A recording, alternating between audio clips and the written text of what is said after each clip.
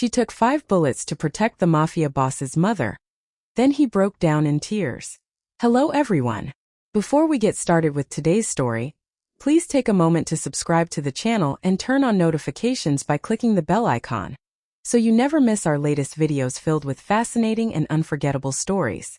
It only takes a second and it's completely free, but your support means the world to us and is the best way to help this channel continue to grow. Could you tell me where in the world you are watching this video and what time it is?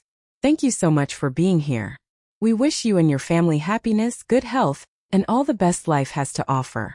Now let's begin today's story. If you lie to me, do it before I finish pouring the tea. The old woman's voice was soft, but every guard in the sunlit kitchen went still. I tightened my grip on the silver tray. My name was Elena Rossi. I was 28, a private nurse hired 3 days earlier to manage Isabella Moretti's heart medication. I had expected locked gates, black suits, and questions about my past. I had not expected the mother of the city's most feared man to dismiss her guards before breakfast. Outside, Isabella ordered. All of you. No one moved until her son entered. Dante Moretti wore silence like other men wore armor. Dark suit, cold eyes, a scar crossing one knuckle. He looked at the untouched pills beside his mother's cup, then at me. She stays, Isabella said. Dante's gaze hardened. You don't know her. Neither do you. I set the tray down before my hands could betray me.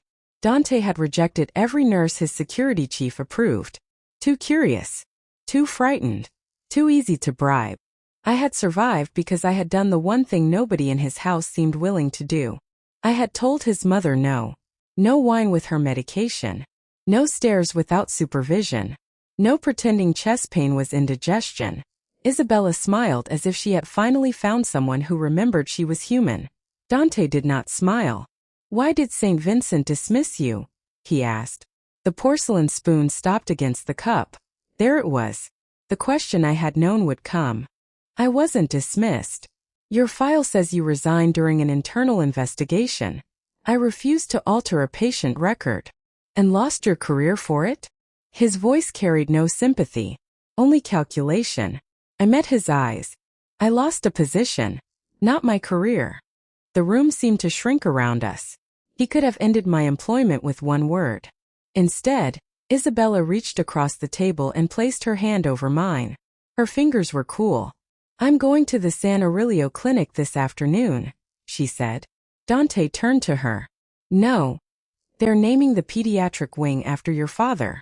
Send a donation. Money cannot sit beside a frightened child. His jaw tightened. Isabella's heartbeat fluttered beneath my fingertips when I checked her pulse. She wanted to go, but the strain was already showing. Dante saw it too. For one brief second, the ruthless man disappeared. There was only a son terrified of arriving too late. She can attend, I said. If I control the schedule, medication, and transport. Dante's attention snapped back to me. You're giving orders in my house? Medical conditions. Not orders. And if I refuse? I removed my identification badge and placed it beside his mother's pills. Losing this job meant losing the last hospital reference willing to answer my calls. It meant unpaid rent. Closed doors. Perhaps the end of everything I had trained for. But Isabella was not leverage. Then find someone who tells you what you want to hear. Silence. Even the clock sounded cautious. Isabella released my hand. This choice had to be mine. Dante looked at the badge, then pushed it back across the marble with one finger. The route changes, he said. My security remains close. You do not leave her side. I clipped the badge back onto my blouse. Agreed. He leaned nearer, lowering his voice until it belonged only to me. If anything happens to my mother, every door in this city will close to you. I should have looked away. I didn't. Then make sure your men protect her from your enemies, I said. I'll protect her from her own heart. Something shifted behind his eyes. Not trust. Not yet. Recognition, perhaps. Isabella lifted her tea, hiding a satisfied smile. Dante turned toward the windows, where 3 black vehicles were already waiting beneath the cypress trees. Then his phone vibrated. He read the message once. The color left his face, but his voice remained controlled. Cancel the clinic. Isabella rose before he finished. No, Dante showed me the screen. It contained a photograph of the clinic entrance taken minutes earlier. A red circle had been drawn around Isabella's name on the dedication banner. Beneath it were 6 words. Bring your mother. Bury your empire. Dante reached for his phone to issue the cancellation. I reached for Isabella's medication bag. And for the first time, he looked at me as though he could not decide whether I was reckless, or the only person in the room he might need. The medication bag clicked shut beneath my hand. Outside, engines idled under a white morning sky, low and steady as distant thunder. Dante's thumb hovered over the cancellation order. We are not going, he said. Isabella took one careful breath. Then they have already decided how you live. His jaw hardened, but this time he did not answer her. He looked at me. You understand what that message means? It means someone expects fear to make the decision. Fear keeps people alive. Sometimes. But your mother's heart cannot survive being turned into a prisoner. The room went silent. I checked Isabella's pulse, packed her emergency tablets, and wrote the nearest cardiac unit on a card. Dante watched every movement. In the glass doors, armed men crossed the terrace, doubling the security around a woman who had not yet agreed to leave her breakfast table. Then Dante made the decision none of us expected.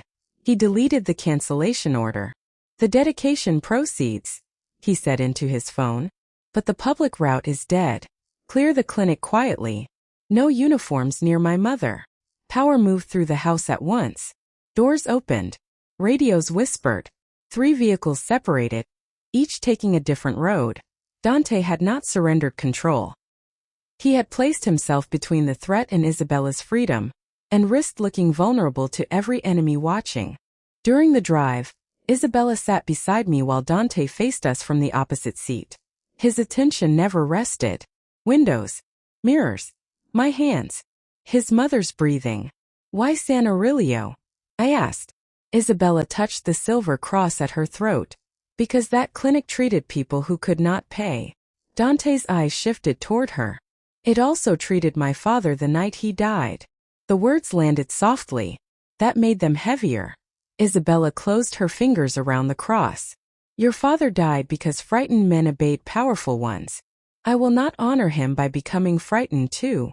For 1 second, Dante looked less like the man who ruled the city and more like a son who had never forgiven himself for surviving it. At the clinic, the dedication hall had been emptied. No crowd. No music. Only rows of vacant chairs and Isabella's name shining across a white banner. Dante stepped out first. He inspected the entrance, then returned and opened the door himself. Stay close to me, he told his mother. Isabella glanced at my arm. I will stay close to my nurse. Dante's gaze met mine. It was not permission he gave me. It was responsibility. Inside, Isabella placed her hand over the dedication plaque while cameras recorded remotely. Her voice remained strong. Care offered only to the powerful is not care. It is obedience. Dante stood beyond the lights, exposed by a choice his enemies would read as weakness. Then my phone vibrated inside the medication bag. The message came from an unknown number. A photograph filled the screen. It showed us entering the clinic less than 30 seconds earlier. A red line had been drawn from Isabella's back to my chest. Beneath it were 4 words. Choose who leaves alive. I raised my eyes. Across the empty hall, one service door was slowly closing. The service door settled into its frame without a sound. That frightened me more than a slam would have. I slipped my phone into Isabella's medical bag and watched the polished handle stop moving. Someone wanted us looking at that door. The ceremony is over, I said. Dante turned toward me. Why? Your mother's pulse. It was a lie and Isabella knew it. Her eyes narrowed, but she let me take her wrist. Dante touched his earpiece. West corridor. Now. 2 guards moved toward the service entrance. I caught Isabella's reflection in the glass dedication plaque, and behind her, a red point trembled across the marble wall. Not the door. The courtyard. Down.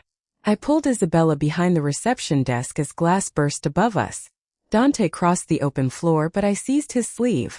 If you run toward the shot, you leave her uncovered. His jaw tightened. For 1 second, power fought instinct. Then he stayed. That choice cost him control. Another crack echoed outside. His guards reported an abandoned firing position, a remote camera, and no shooter. A diversion. Isabella pressed a hand to her chest. Her breathing had turned shallow. I opened the medical bag and reached for her tablets. The inner pocket was already unzipped. Empty. Cold spread through me. I had counted every dose before we left. Her medication is gone. Dante's face changed. Who touched that bag? I did. The answer came from behind us. Isabella pushed herself upright, pale but steady. From her coat pocket, she removed the missing bottle. I took it before the photographs. Dante stared at her as if she had betrayed him. Why? Because your men searched Elena's things twice and never searched mine. I wanted to know whether you trusted her, or merely kept her close enough to blame. Silence hardened around us. Dante looked at me. Suspicion was familiar in his eyes. Shame was not. Isabella's fingers shook as she opened the bottle, but the seal beneath the cap had been pierced. I smelled the tablets before she could take one. Bitter almonds beneath the chalk. Stop. I knocked the pill from her palm. It struck the marble and broke apart, revealing a damp gray center. Dante reached for the bottle. I held it away. No one touches it. This is evidence. My mother needs that medicine. Then I find a safe dose. You find who replaced it. For once, he obeyed without argument. I used the clinic's locked emergency cabinet, verified the packaging, and placed one tablet beneath Isabella's tongue. Her breathing slowly eased. Only then did Dante speak into his earpiece. Seal the building. Nobody leaves. I looked toward the service door. The gunfire had not been the attack. It had been noise covering something quieter, and whoever had tampered with Isabella's medicine had been close enough to touch my bag before we ever entered the clinic. My phone vibrated again. This time the message contained no photograph. Just one sentence. You brought the poison from his house. The sharp scent of antiseptic could not hide the bitterness rising from the broken pill. Across the marble floor, gray powder absorbed a drop of water and darkened like ash. I photographed it, sealed the bottle inside a specimen pouch, then turned off my phone before the sender could guide my fear. The message wants us looking at the house, I said. Dante's eyes narrowed. Because that is where it came from. Or because someone wants you to punish the wrong person. Isabella's fingers tightened around the edge of the examination bed. Her breathing had steadied, but the betrayal in the room weighed more heavily than her failing heart. Dante ordered his security chief to interrogate every employee who had entered the Moretti residence that week. I stepped between him and the door. No, the word silenced the clinic. You surrendered medical authority to me. That includes the chain of custody around her medication. His voice dropped. Do not confuse trust with command. Then don't confuse fear with proof. Isabella looked at her son. Listened to her. Dante could have dismissed me. Instead, he removed his phone, placed it on the steel counter, and told his men to stand down. It cost him something I had not seen him yield before. Control. I opened the medical bag beneath the examination lamp. The zipper was intact. The lining was not. One interior seam had been cut and resealed with clear surgical adhesive. Hidden beneath it was a flat electronic tag no larger than a fingernail. Dante stared at the pulsing green light. A tracker. More than that. I wrapped it in foil from the emergency cabinet. The light died. It transmitted our route. Whoever planted it knew which bag would stay beside Isabella. A memory surfaced, the house corridor before dawn. A cart rolling past Isabella's room, the soft clink of glass. Not a servant. Not one of Dante's guards. The visiting pharmacy courier. Dante reached for his phone. This time I did not stop him. Bring me the residence delivery records, he said. Quietly. No arrests. No warnings. Minutes later, a secure file appeared on the clinic monitor. The courier's credentials were genuine. His signature was not. Isabella recognized the forged name first. Carlo Vieri, her late husband's former accountant. A man officially buried 12 years ago. The threat from the house finally had a shape, but not the one Dante expected. Someone had used a dead man's identity to enter his home, poison his mother's medicine and track us here. Dante sealed the clinic's pharmacy records and dismissed half his armed escort from the medical wing. Then he placed the evidence pouch in my hands. You keep it. His mother watched him relinquish it, understanding what the gesture meant. So did I. He trusted my judgment more than his own machinery of power. The clinic lights flickered once. A printer in the empty reception area came alive. Paper slid onto its tray. On it was a copy of Isabella's cardiac chart, and beneath tomorrow's date, one line had already been typed. Time of death: 11:40 a.m. The printer gave one final click, then fell silent. Tomorrow's date stared up from the page like a verdict waiting to be obeyed. I checked Isabella's pulse while Dante studied the timestamp. 11:40. Not a prediction. An appointment. They want us to run, Isabella said. Her voice remained steady, but her fingers tightened around mine. Dante reached for his phone. This time he did not summon gunmen. He ordered the clinic sealed without alarming its patients, then placed the decision in his mother's hands. We leave now and San Aurelio never opens, he said. Or we stay and make them believe their plan is working. Isabella looked at the dedication plaque beyond the glass doors. Her husband's name was engraved beneath hers. Leaving would protect her life. Staying might preserve the clinic's future and offer the enemy a target. We stay, she said. The cost landed on Dante's face before he could hide it. For the first time, protecting his mother meant respecting a choice that terrified him. At my request, he let the forged death notice remain in the printer tray. We needed whoever sent it to believe we were frightened, divided, and unaware. Dante cleared the reception area. Isabella entered a private examination room. I carried the evidence pouch into record storage and opened the courier manifest under a white desk lamp. Carlo Vieri's signature appeared on 3 deliveries, but only one had arrived before the tracker was planted. The receiving mark belonged to no member of the Moretti household.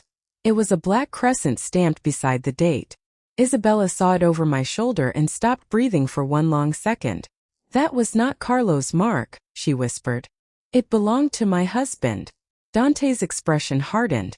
12 years earlier, his father had used the crescent to authorize private payments no accountant was permitted to question. Carlo Vieri had not created the hidden channel. He had managed it. The dead man's name was bait pointing toward an older secret. Dante wanted the ledger from his father's study brought immediately, but Isabella refused. No more locked rooms, she said. If your father built this, then I helped preserve it by never asking what his silence cost. Her confession changed the air. She was no longer merely the intended victim. She had chosen to expose the foundation beneath her own family. At 11:40 the next morning, the clinic's bells rang for the dedication.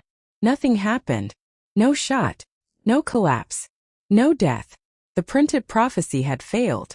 Then every light in the medical wing went dark.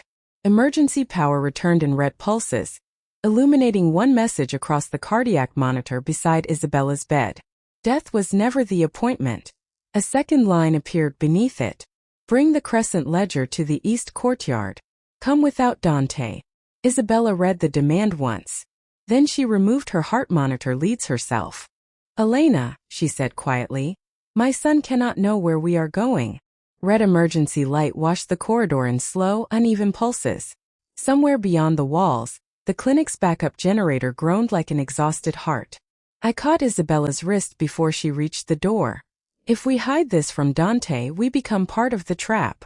Her pulse fluttered beneath my fingers, but her gaze remained steady. If we tell him, he will turn the courtyard into a battlefield. Then give him another choice. For once, Isabella hesitated. I handed her the contaminated medicine bottle and asked her to hold it beneath the red light. A black crescent appeared under the label. Faint, printed in reactive ink. The same mark from the courier manifest. The same secret her husband had buried. But beneath it was a sequence of 6 numbers. Isabella went pale. That was Carlo's authorization code. Carlo Vieri had not sent the threat. His identity had been used because whoever stood behind this knew the old financial channel, and knew Isabella would recognize its language. That answered one question, created a worse one. Only 3 people had known the code. Carlo, Dante's father, and Isabella. What did the ledger contain? I asked. Her silence lasted too long. Names, she finally said. Not enemies. People my husband paid to disappear from his world alive. The ledger was not an account of Moretti crimes.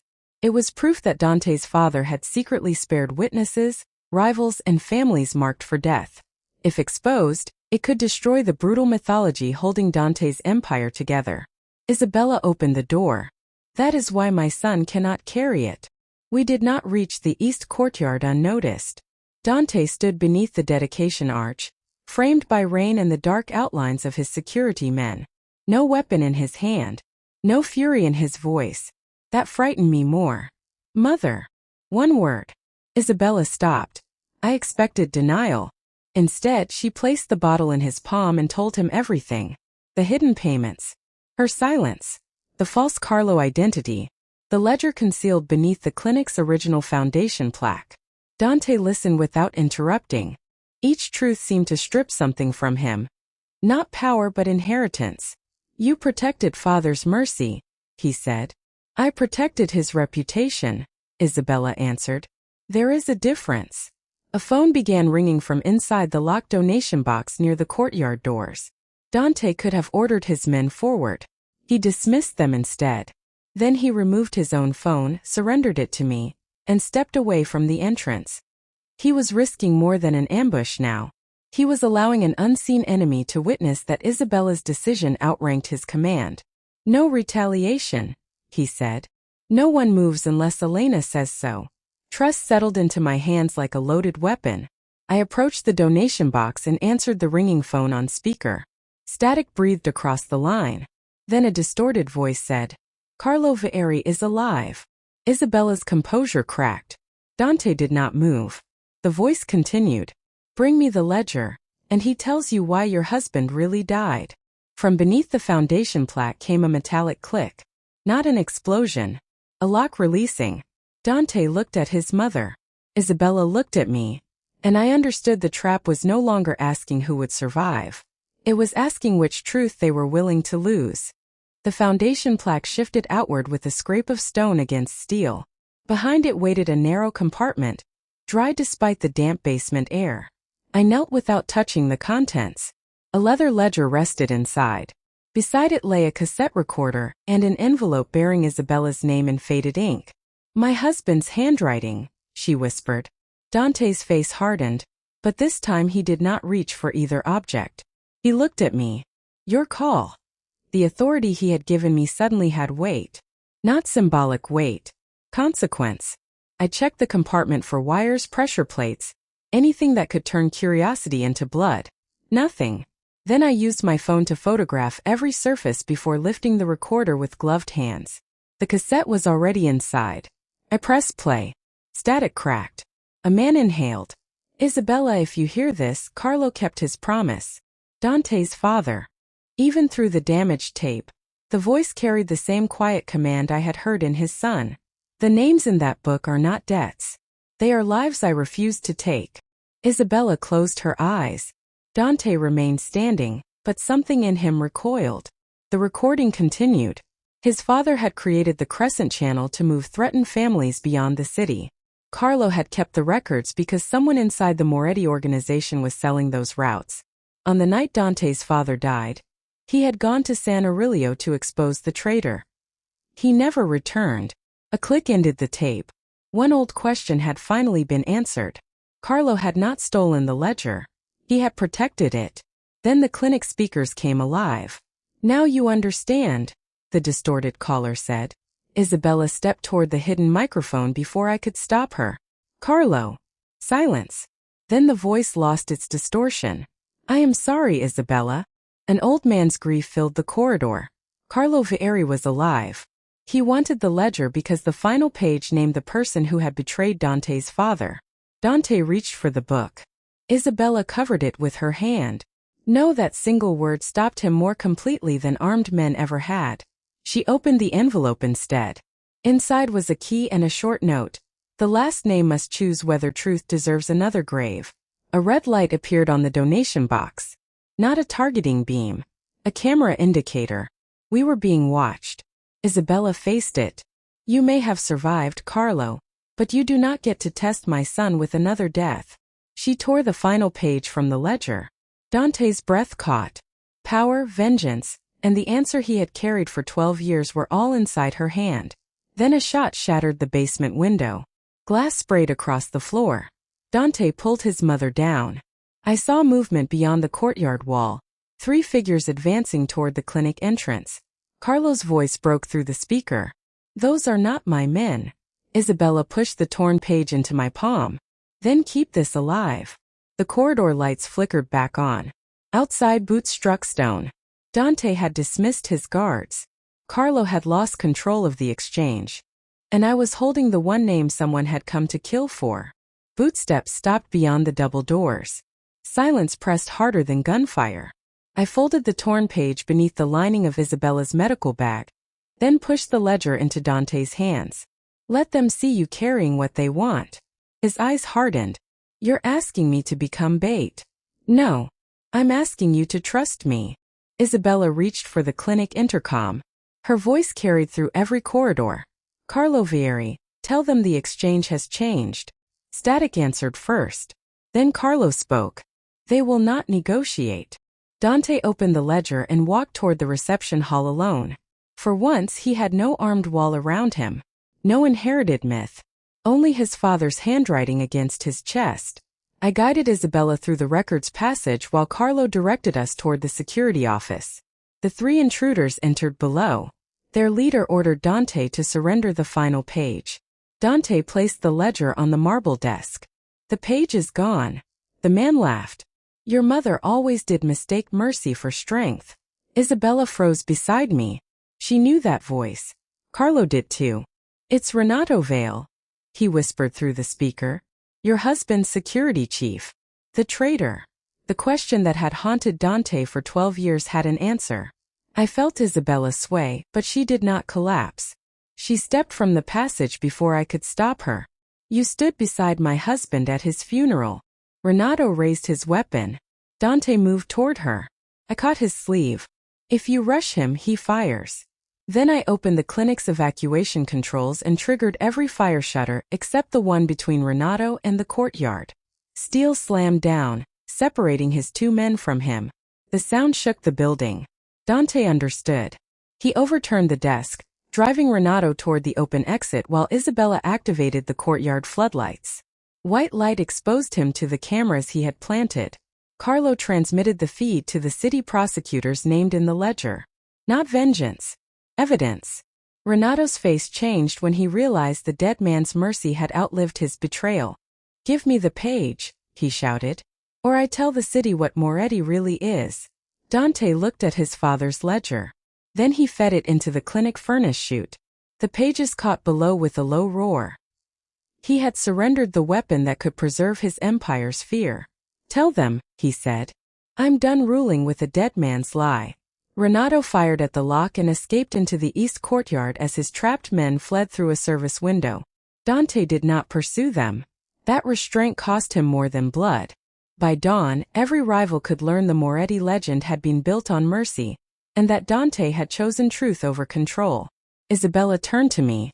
The page. I removed it from the bag and unfolded it. Renato Vale's name stood at the top. Beneath it was a second line in Dante's father's hand. He did not act alone. A sharp metallic click came from the dark courtyard. Isabella stepped toward the glass, searching for Renato. 5 red points appeared across her white blouse. Dante was too far away. I wasn't. The red points trembled against Isabella's blouse. 5 tiny warnings. 5 decisions already made. I crossed the distance before Dante could shout my name. My body struck Isabella's, driving her behind the stone foundation plaque as the courtyard shattered with 5 deafening cracks. The first impact spun me sideways. The second stole my breath. The others felt strangely distant, hard blows swallowed by heat, glass, and darkness. I stayed upright long enough to cover Isabella with my back.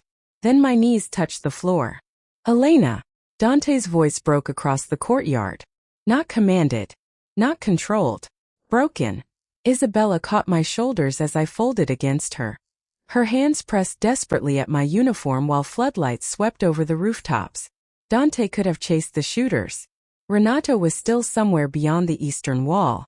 The accomplice named on the hidden page could still escape. Instead, he dropped his weapon and came to me. That was his final choice. Not vengeance. Me. He sank onto the wet stone and pulled me into his arms, one hand supporting my neck, the other searching helplessly for wounds. Tears ran openly down the face that had silenced an entire city. "Stay with me," he whispered. "Please." I had never heard him plead. Isabella found the torn page inside my blood-stained medical bag and held it beneath the courtyard light. The second name was there. Luca Ferretti, the prosecutor who had buried the original investigation into Dante's father's death. Carlo immediately transmitted the page with the clinic recordings, turning the accomplice's protection into evidence against him. Sirens rose beyond San Aurelio's gates. Isabella leaned close enough for me to hear her breathing. "You saved my life." "No," I managed. Each word hurt. "I protected your right to choose it." Dante bowed until his forehead touched my hand. His shoulders shook. The man who had burned his empire's oldest lie now surrendered the last thing it had demanded from him. The belief that love made him weak. "I chose power every time I was afraid," he said. "And you chose my mother when fear gave you every reason to run." The paramedics reached us and cut open my uniform. Beneath it, the medical trauma vest I had put on after seeing the laser photograph had caught 2 rounds. 3 had entered around its edges. Serious. Not final. As they lifted me, Dante refused to release my hand. He did not threaten the doctors. He did not order the city sealed. He walked beside the stretcher in tears, letting everyone see what saving one life had cost him, and what losing mine would destroy. At the ambulance doors, I tightened my fingers around his. "Don't rebuild the legend." His answer came without hesitation. "I won't." Isabella climbed in beside me. Dante remained under the white clinic lights, stripped of fear, vengeance, and disguise. For the first time, he looked less like a king of darkness than a son who had almost lost both women who taught him mercy. I had stepped between 5 bullets and his mother. But the life changed most completely that night was his.